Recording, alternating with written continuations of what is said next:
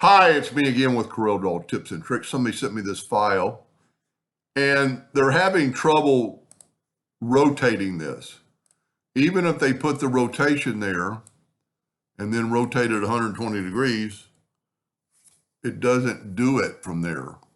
Well, that's kind of a problem. Now you can do it by hand and then change it to 120 degrees perfectly and it'll work. But then when you go to do the next one, it puts it back in the center. You have to go here and then you go 180. And it just doesn't work. It's frustrating. So my suggestion is they've got the drawing right here. Before you bevel it, I'm actually going to use this. I made those two. I remade them, trying to practice. So let's put this back here. And if we will rotate this first, so Control D and make a duplicate, double click on the rotation, put it on the node and rotate it 60 degrees, and then Control D, Control D, Control D, Control D. Because the bevel tool is so easy to use. Now you've got it done, and now you can just bevel it. Now you have to bevel one at a time. But if we go to Effects and Bevel, and I used a 1/2 inch and go bevel, see it beveled that one, beveled that one. So you don't have to worry about the rotation. Sometimes almost Bevel and some other interactive fill tools, sometimes you cannot rotate it very easily.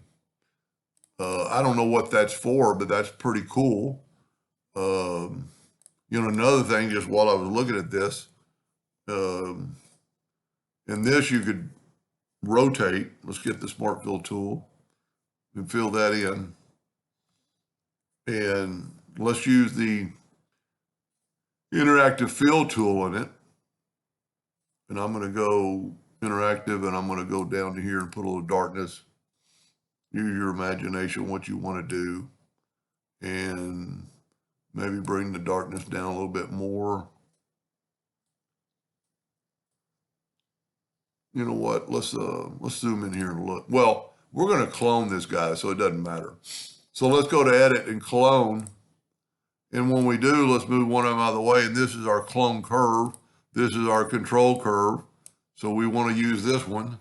So Control D and make a duplicate. Double click on it and make sure you hit that node and then rotate it 60 degrees. And see, this does rotate where the bevel didn't. So now, what's kind of cool with that, if that doesn't look very good, let's, I like putting black boxes around the item, object, order, back of page so you can see it. So that's nothing special. But now that we got our control curve, we can go back to the interactive fill tool and let's put a little bit more darkness to it, and look what it did. I mean, completely changed it. Now I'm getting off subject, but that looks pretty cool.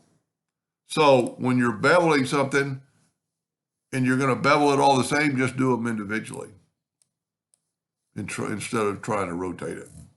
Anyway, I hope that answered his question, and thank you for watching.